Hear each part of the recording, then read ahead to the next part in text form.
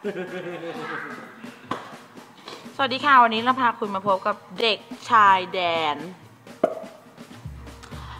เราจะสัมภาษณ์ครับภาษาไทยนะคะเพราะว่าเขาพูดภาษาไทยได้เยอะแล้วสวัสดีค่ะคุณแดนโอเคมาจากไหนคะ